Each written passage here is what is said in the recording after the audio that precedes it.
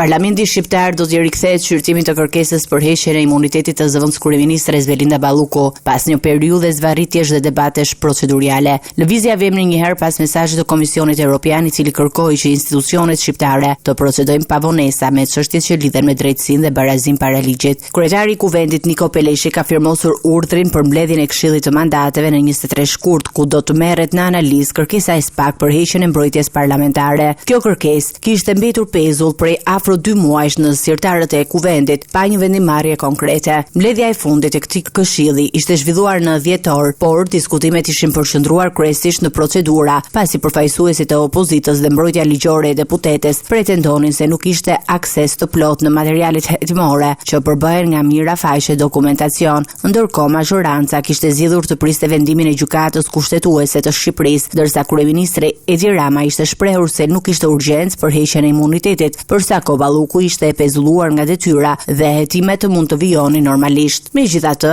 pas vizitës së Ramës në Bruksel dhe takimet me presidentin e Këshillit Evropian Antonio Costa, duket se qasja e shumicës ka ndryshuar. Deputetët do duhet të vendosin nëse do t'i hapin rrugë prokurorisë për masa më të forta sigurie, si arresti shtëpiak apo dhe ai me burg.